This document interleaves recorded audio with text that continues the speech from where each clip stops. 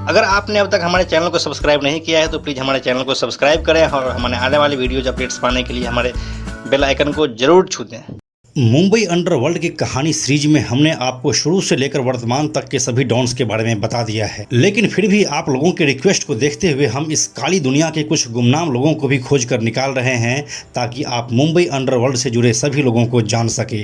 कई लोग हमें कमेंट में यह बोल रहे हैं कि इन लोगों को जानकर हम क्या करेंगे, लेकिन हमारा कहना है कि जानने में क्या ही बुराई है। हमें अच्छी और बुरी दोनों बातों या व्यक्तियों के बारे में जानना चाहिए, क्योंकि जब तक हम जानेंगे नहीं हम यह कैसे डिसाइड कर सकते हैं कि क्या अच्छा है और क्या बुरा। इसलिए जानना कोई बुरी बात नहीं है, कोई भी ज्ञान कभी बेकार नहीं जाता है। बुरे इंसान के बारे में आपको इसलिए जानना चाहिए क्योंकि आप फैसला कर सकें कि जीवन में क्या नहीं करना है। चलिए, यह तो हो गई ज्ञान की बात। अब आते हैं अपने असली मुद्दे पर।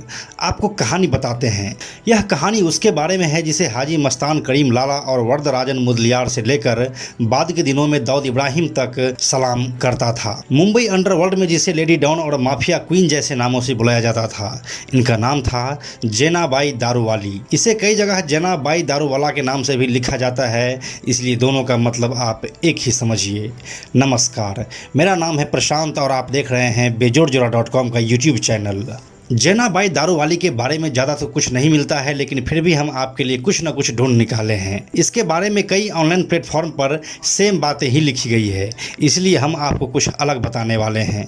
जेनाबाई का जन्म साल 1920 के आसपास मुंबई के डोंगरी इलाके में एक चौल में हुआ था।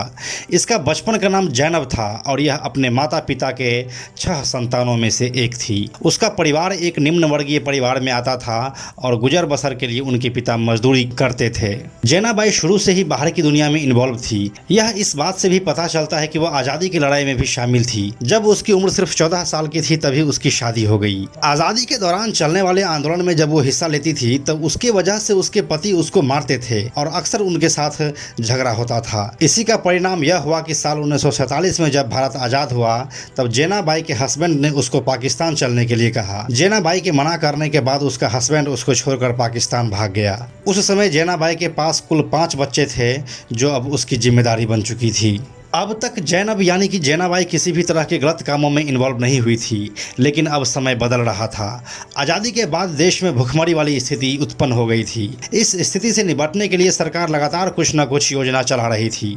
इसी में एक योजना थी मुफ्त या फिर न्यूनतम मूल्यों पर गरीबों को अनाज देना। यह योजना डोंगरी में भी लागू थी। इसके तहत बहुत सारे अनाज यहाँ पर बंटवारे के लिए आया था, लेकिन उन सभी अनाजों का बंटवारा नहीं हो पाया। इसकी वजह यह थी कि इसके स्टॉक पर जेनाबाई की गंदी नजर पड़ चुकी थी। वो इन सभी अनाजों को वहां से अपने भरोसेमंद आदमी के साथ मिलकर ब्लैक में बेचकर ज़्यादा पैसा कमा रही थी। 2 नंबर के रुपयों का चस्का जेनाबाई को लग चुका था और अब स्मगलिंग का दौर शुरू हो चुका था। स्मगलिंग की दुनिया में पहचान जल्दी बन जाती है। जेनाबाई के साथ भी यही हुआ। चावल के स्मगलिंग से पैसा बनाने के बाद अब वो दारू के धंधे में उतर चुकी थी। डोंगरी में वह देसी दारू बनाती थी और उसको बेचती थी। इसमें कई और लोगों ने उसका साथ दिया, जिससे उसका यह धंधा बढ़ता ही चला गया। जेनाबाई अब तक रुपया और नाम कमा चुकी थी। आसपास के पूरे इलाके में उसका सिक्का चलता था और यहीं जेनाबाई के नाम के साथ दारू वाला जुड़ गया, जो उसकी पहचान ही बन गई और उसके बाद से ही वो जेनाबाई दारूवाला के नाम से जानी जाने लगी। तो यह थी पूरी कहानी जेनाबाई की, लेकिन अब हम उसके अंडरवर्ल्ड कनेक्शन के बारे में आपको बताएंगे। 60 के दशक में जेनाबाई अपने बिजनेस के परवान पर थी और यही वो समय था जब बम्बई में अंडरवर्ल्ड जन्म ले रहा था। जेनाबाई का नेटवर्क पूरे शहर में था। उस समय के बम्बई में होने वाले हर गलत एक्टिविटी पर उसका ध्यान होता था, लेकिन जेनाबाई की सबसे तीखी निगाह थी बॉम्बे डॉक पर। बम्बई बंदरगाह पर भी उसकी नज़र थी, जहां हाजी मस्तान करीम लाला और वरदराजन मुदलियार स्मगलिंग को एक नया रूप दे रहा था। जेनाबाई की एंट्री वहां भी हुई। वह धंधे में बड़ी थी, इसलिए उन तीनों ने उनको जगह दिया और यहीं से वो अंडरवर्ल्ड में शामिल हो गई। इसके बाद से अंडरवर्ल्ड का कोई भी काम बिना जेनाबाई की जानकारी के नहीं होता था। धंधे में शामिल प्रमुख लोग उनको सम्मान देते थे। हाजी मस्तान और करीम लाला जेनाबाई को अपनी बड़ी बहन मानता था और यही सिलसिला दाऊद के समय में भी बरकरार रहा। गैंग के बीच हुए झगड़ों को भी जेनाबाई दारूवाला सुलझाती थी, क्योंकि उनकी बातों को सभी सुनता था। जैना बाई दारूवाला के कहने पर ही हाजी मस्तान ने करीम लाला के पठान गैंग और दाऊद इब्राहिम के गैंग के बीच में सुलह करवाया था। यह झगड़ा हुआ क्यों था, इस बात को विस्तार से जानने के लिए आपको करीम लाला वाला वीडियो देखना पड़ेगा, जिसे आप ऊपर के आई बटन पर क्लिक करके देख सकते हैं और इस वीडियो का लिंक हम आपको डिस्क्रिप्शन में भी दे रहे हैं, जहां यह आपको मिल जाएगा।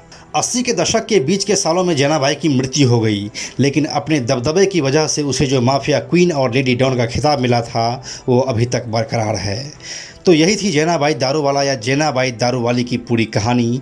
इस कहानी के संबंध में आप अपनी राय हमें कमेंट बॉक्स में दे सकते हैं। आने वाले वीडियो आप किसके ऊपर देखना चाहेंगे यह भी हमें आप कमेंट बॉक्स में ज़रूर लिखें। एक अनाउंसमेंट है, बेजोड़ जोड़ा आप सभी क्रिकेट प्रेमियों के लिए एक नया चैनल लेकर आया है जिसका नाम है बेजोड़ क्रिकेट। आपको इस चैनल पर क्रिकेट से जुड़ी कई सारे दिलचस्प कहानियां देखने को मिलेंगे। महत्वपूर्ण मैच के लम्हों से लेकर खिलाड़ियों की बायोग्राफी तक सब कुछ है। इस चैनल का लिंक नीचे डिस्क्रिप्शन में दिया हुआ है, इसको सब्सक्राइब करके बेल आइकन को जरूर टच कर दीजिएगा ताकि आपको सबसे पहले वीडियो आने का पता चले।